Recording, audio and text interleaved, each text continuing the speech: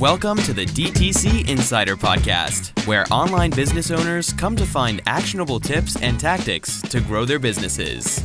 Now, here's your host, Brian Roisenthal.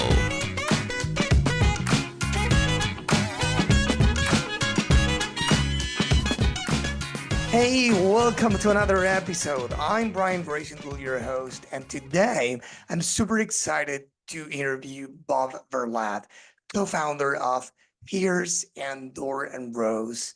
Hey, Bob, thanks for being on the show. Thank you for having me, Brian. Good to be here. Yep, my pleasure. Why don't you start by introducing yourself to the audience, telling them more about your background and your businesses? Well, my name is Bob Verlaat. I'm from the Netherlands. I'm 27 years old, and I've been in the e-commerce space for about, what is it, 9 years, I'd say.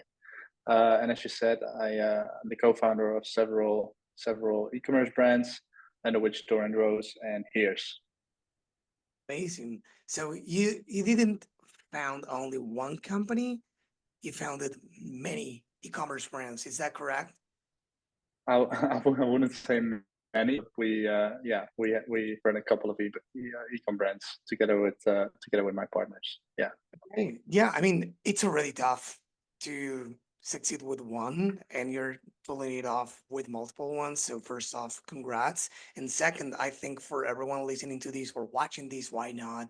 It would be a great conversation, about the lessons you learned and many other things throughout your journey.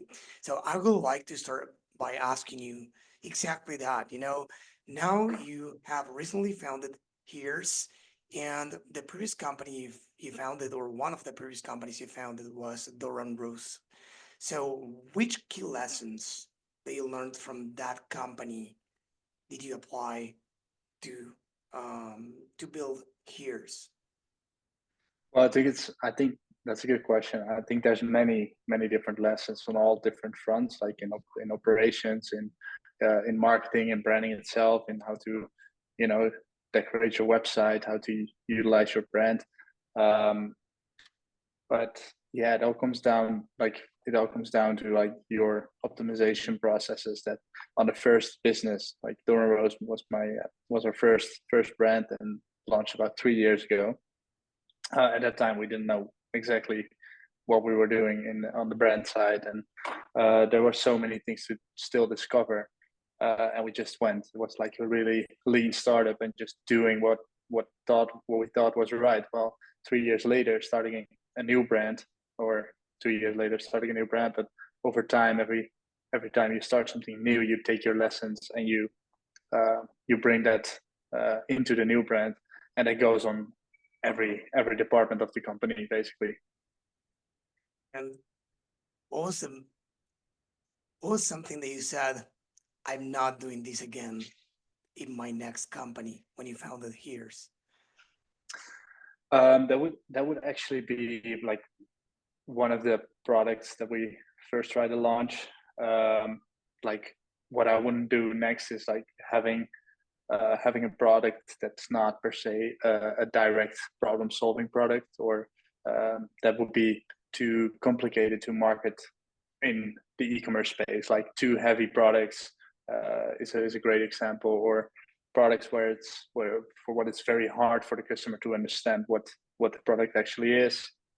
Um, yeah, and a big part of the operational or how to run that business. What I wouldn't do next is focusing on what I wouldn't do in a new company was focusing on so many different channels. Like first try to focus on one specific acquisition channel and be perfectly good at it before you expand to any of the other. That's one of the rookie mistakes that we made in the past as well.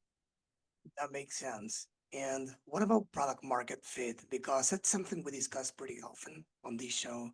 Because many brands, spend sometimes months or years trying to better understand whether there's a fit for their product, or trying to improve the product so there's a better fit for it. So did you Mhm. do anything different when you create Here's compared to what you did for Dore and Rose?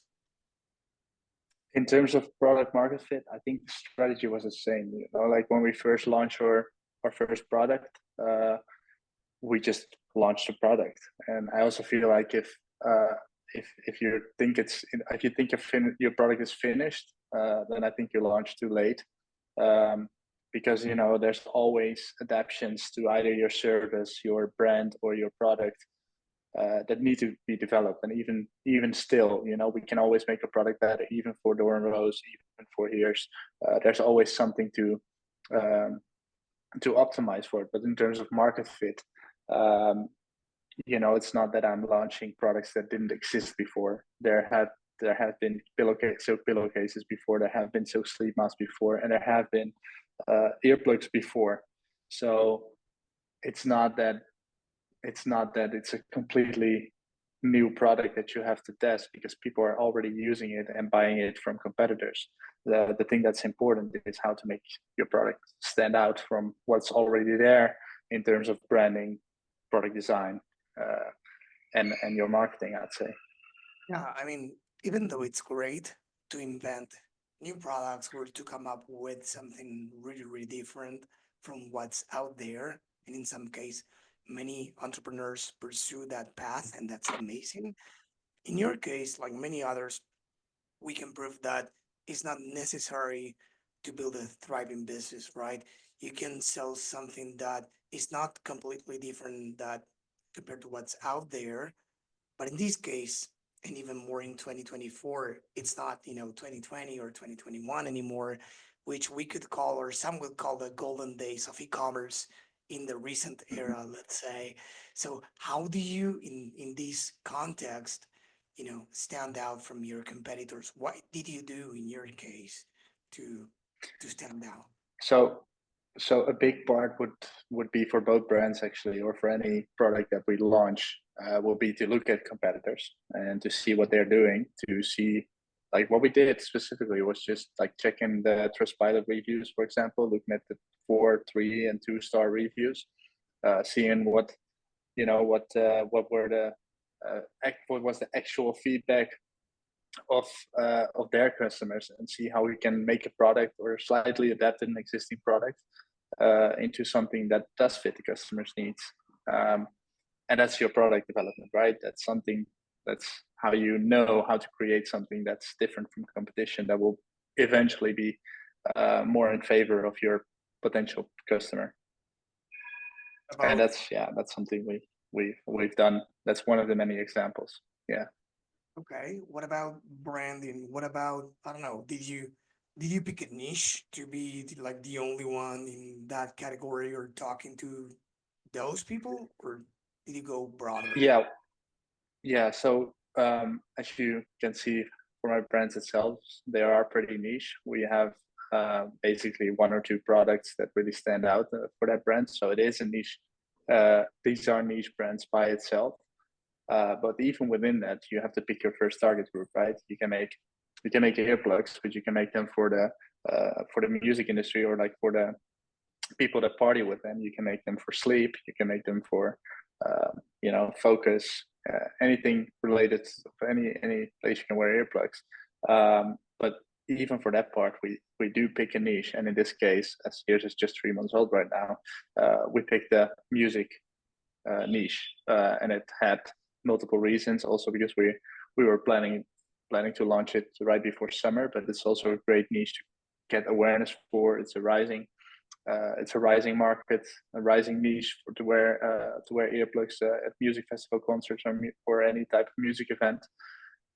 So even within our niche, we pick our niche to just focus on that specific area, and optimize your communication, your website, um, your email marketing, your branding itself, that specific market. But just keep it in mind, that your brand is ready for expansion into other niches as well. Yeah, I mean, because I would love your take on this, but based on what I've been discussing, with many people already, what you said, in what you said, we can find the difference between a vehicle and a solution. And these days, people Mhm. want the solution and not the vehicle. So in this case, we can say that the headphones or music are probably the vehicle, but what are they using it for? What do they really want? Well, music for headphones for sleeping, or for partying, or so they want a solution. They want, the end result, and you're selling that, the experience, the solution, and not the product only. Oh, exactly. That's something we definitely do in any type of communication and as a brand as well, to always market the solution instead of just the product. Like there's many great founders that show multiple examples of this. But that's what you got to sell. You got to sell the solution, your better solution to an existing problem, and not per se selling the product. Real quick before we continue with the episode, let me tell you something. If you own or work for a DTC brand and you're not hitting your revenue and profitability goals, you're not alone. Things are getting harder, and what used to work doesn't anymore. That's why it's important to find a business oriented partner that's focused on improving the levers that will change the game for your business. And believe me, it is possible. At BSR Digital, to give you an example, we have recently helped our clients generate between, listen well, 80 and 700K in extra monthly revenue. If you'd like to explore how we could do the same for you and your business, head on over to bsrdigital.com and book a call with us. I'd love to start talking now about customer acquisition if you want. So, back in the day, a few years ago, when you created Dore and Rose, we had one scenario in the, let's say, advertising space.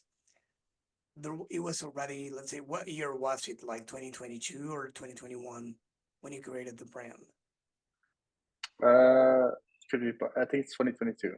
Yeah. Okay, so it was 1 year after iOS 14, which changed the rule for every advertiser and for every channel, because we, as advertisers and brands, of course, lost the ability to track as we used to, right?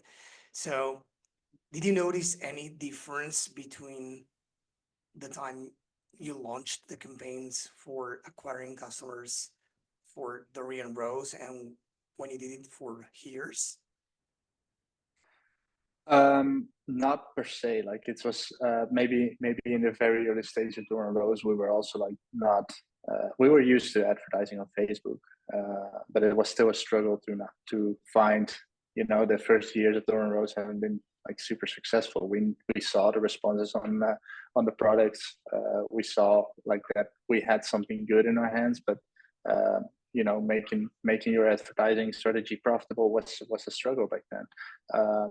But what did change was how Facebook basically like became smarter over the years, and how targeting specifically to your own audiences turned into targeting by creative, and that's something we still pursue. We target broad, we target worldwide, and we let our creative do the targeting basically, and that's been a quite pivotal moment for Dore and Rose, and that's been the starting advertising strategy for years. So another lesson learned from that part, and the change that we still do. Yeah. Yeah, I completely agree with what you said. And I think everyone or almost everyone in the advertising space would agree with what you said about, the creative being let's say the filter, or being the key lever for for brands these days, and scaling through creative diversity and not through audience diversity, which is different. I don't know if tougher or easier than before, but it's completely different. So how do you scale things in your, I'm assuming you're talking about Meta, or do you run other Yeah, I channels? am. Yeah. So Meta has been our main platform.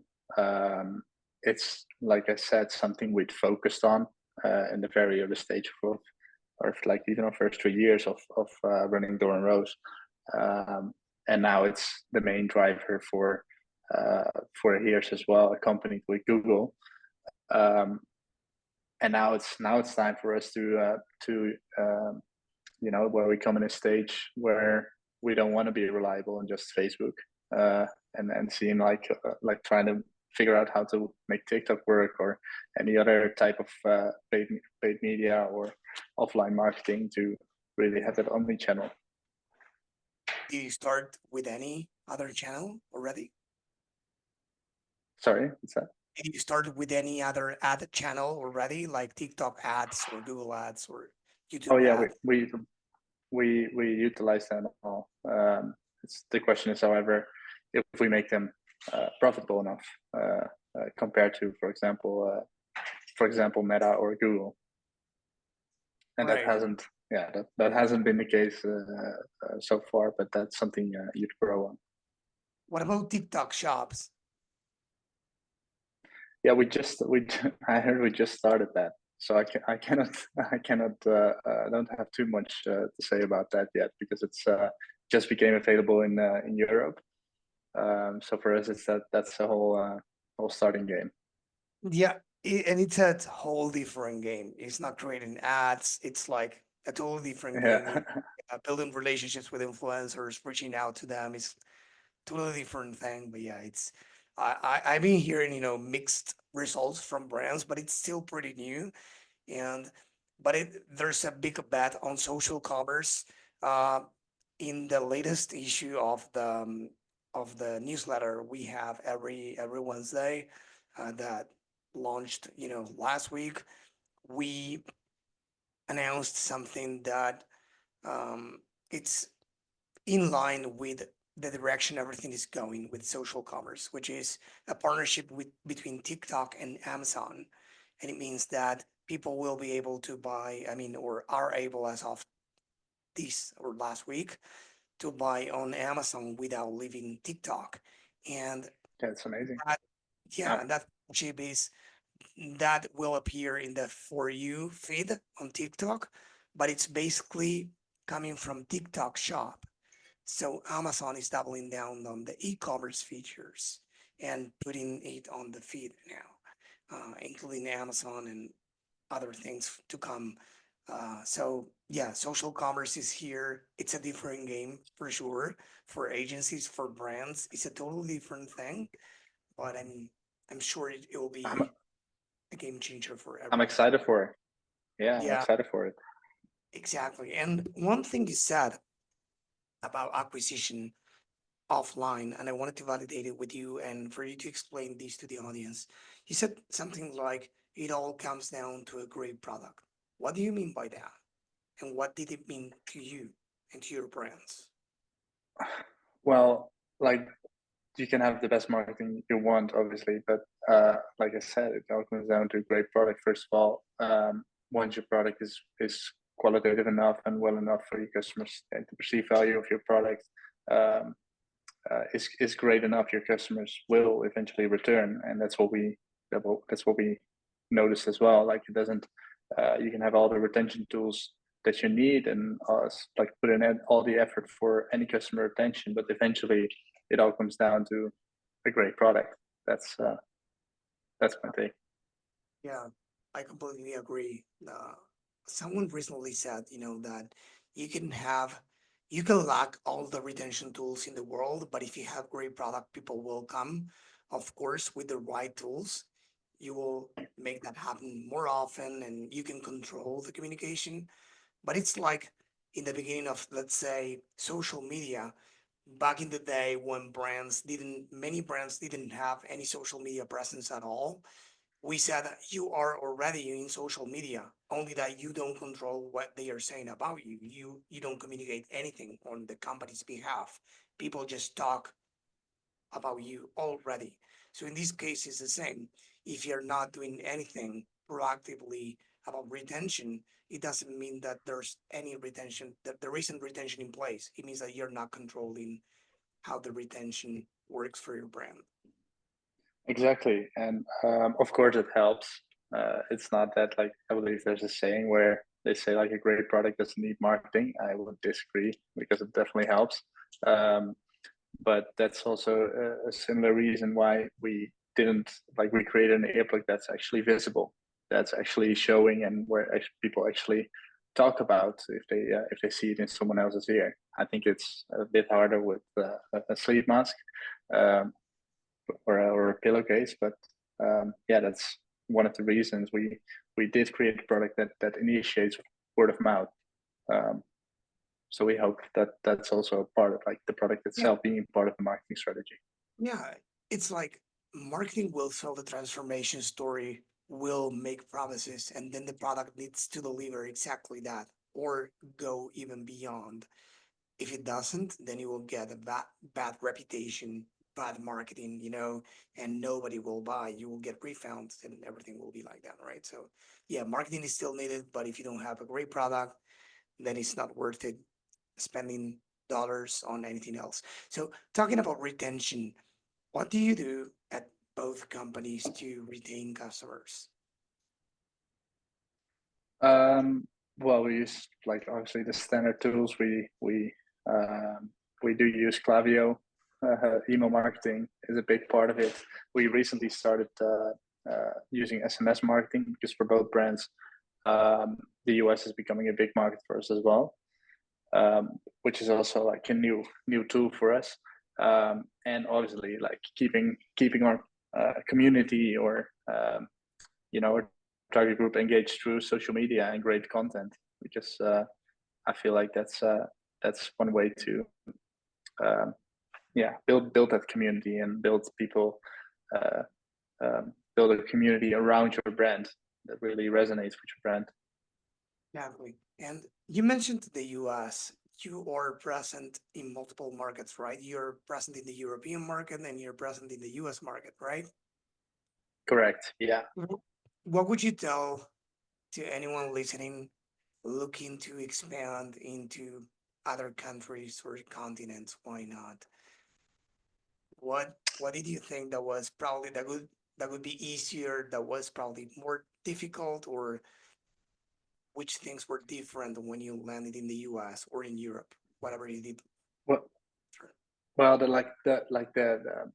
main part of branding is to like create a brand that is not too country specific, and it first comes down to language. Like having English language already covers a big part of the world.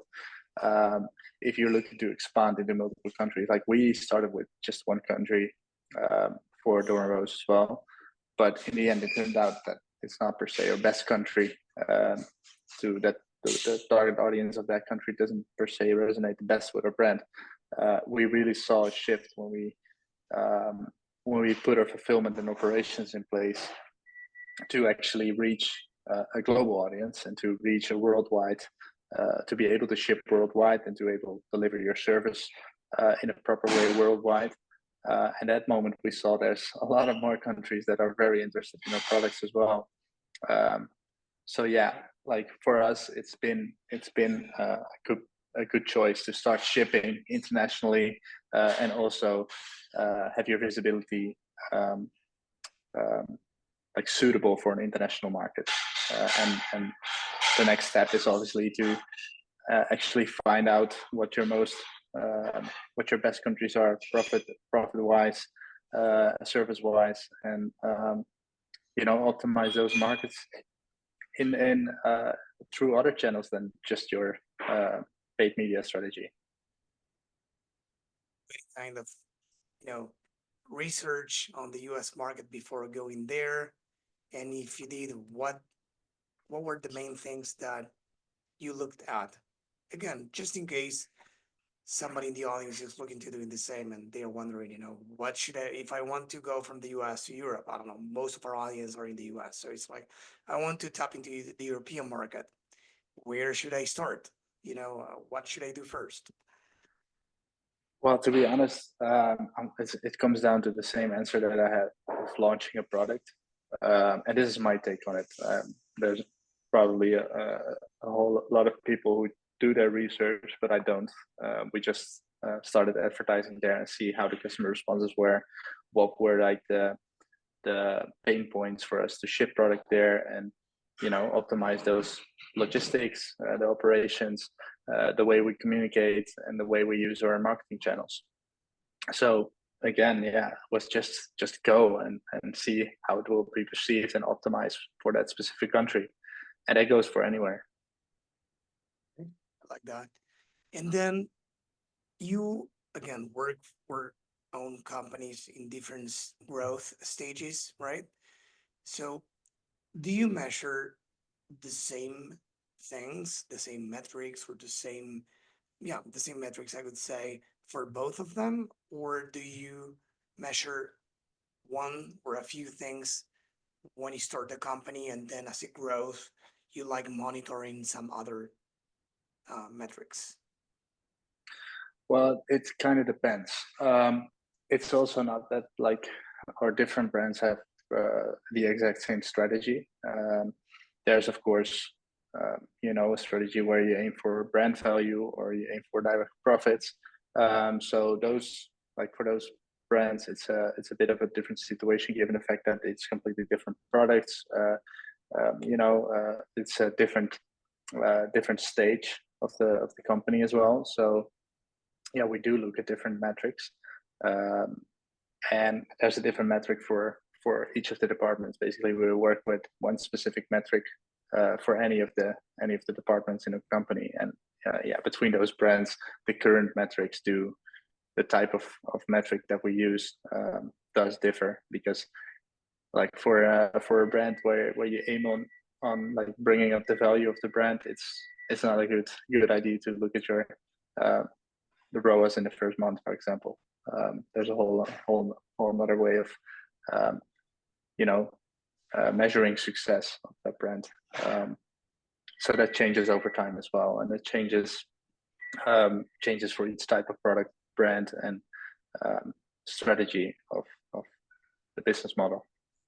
Yeah, I guess that when we start a brand, we need traction, right? We need to acquire customers and to hear from them, to get their feedback and see if they're happy, if they're not, and then track if they rebuy, if it makes sense for them to rebuy, right?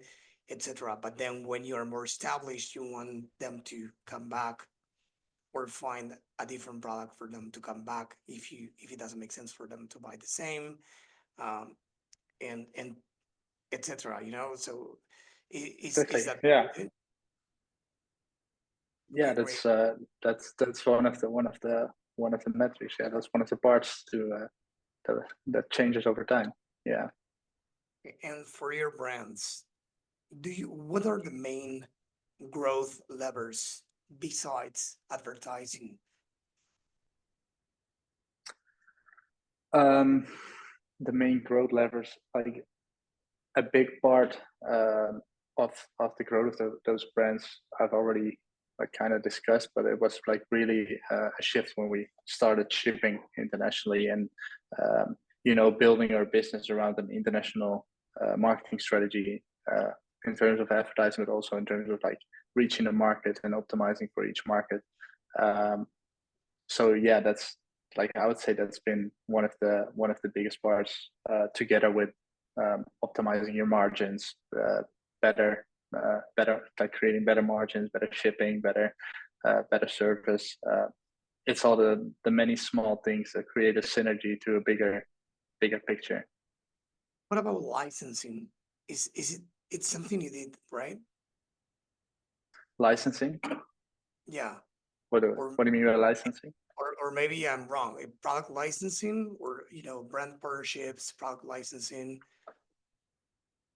It's something we do a lot for here, so like direct brand collaboration. We actually built the product. Like this is one of the products, one of the parts where we made a product like really stand out with, um, and that's been being able to customize it for a specific other brand, Right. um, to leverage their audience, and to also make your product more available to their target audience. They resonate. Their target audience already resonates with the brand, so we put their logo or that we make your or customized to their branding, which will automatically makes the product more attractive um, to their target audience, and you reach a bigger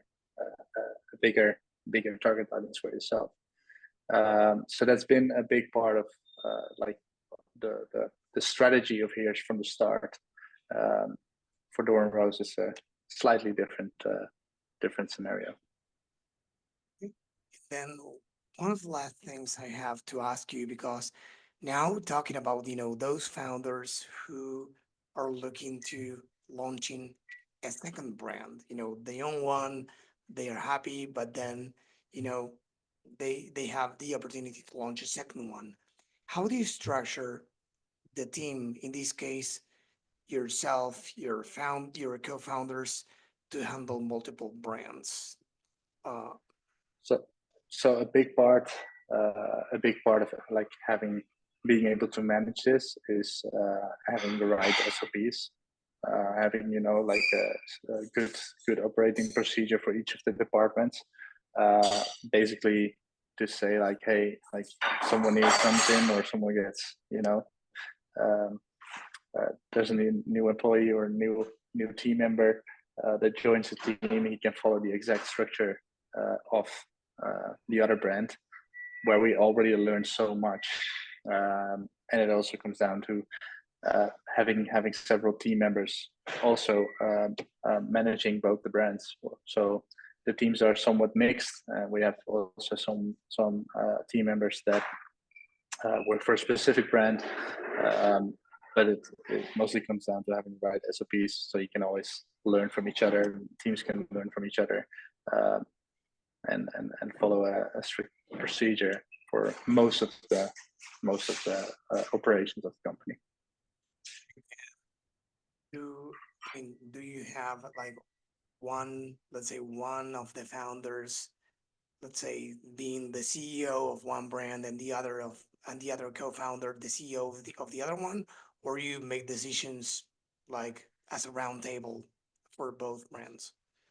No, we do make the decisions together. It's also because each of my co-founders have a completely different set of skills. So you want to utilize the best potential of everyone for each of the brands. Of course, like some people might have a preference for a specific brand, or have more affinity with the other. But yeah, we do make all the decisions together. Yeah. Amazing. That's good. So what's next for both of your companies, or at least for these two? What do you have in mind for the rest of 2024?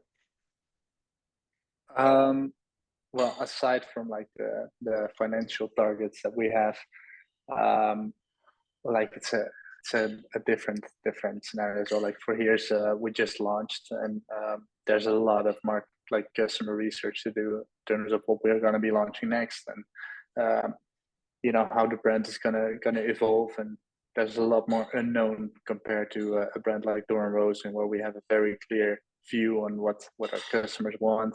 And basically that's what we do. Like we try to find out what our audience wants to see from us, and that's what we're launching. So for the coming months, we'll be launching a lot of new products, and a lot of new it's going to happen a lot in the company based on our customer feedback to optimize the brand. And I think that's a continuous cycle. Amazing. That's another way of scaling, by the way, for those listening or watching, launching new products. Why not? New products or new product categories is another way of scaling a business, not only the ad creatives, right? So that's great. No, that speaks for itself. The ad creatives and the scaling wherever we can. Amazing. Yeah. So this was great. Thank you for all the insights. I think it's very important because we always discuss business growth, acquisition, and retention strategies, but we don't get to chat with a founder like you who owns multiple companies and is present in multiple markets that are very, very diverse and similar at the same time, but diverse as well. So I appreciate every advice you gave the audience, and I'm sure the audience feels the same way.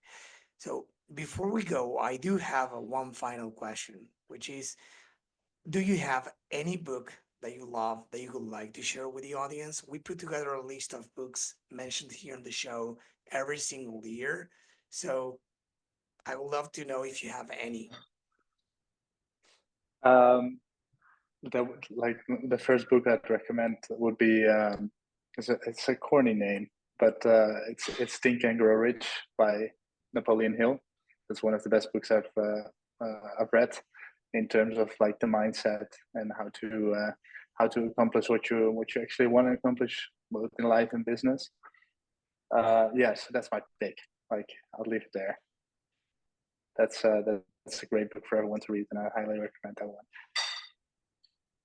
Amazing. I thought you were going to mention another one. Are you? Or Well, like another one would be more in terms of that came to mind as well. Would be Never Split the Difference by Chris Voss. I Uh, love it. it's a great book to read, like for any type of negotiation or any subject in sales. Yeah. Yes, sir. That one I read it, and I can tell you the other day I was thinking about reading it again because it's one of those actionable books. They said, what was it? Like, what should I do here? I don't remember this or this technique, or so I wanted to go again, get it, and read it again because I think it's actionable not only for business but for the personal life. Anything in life.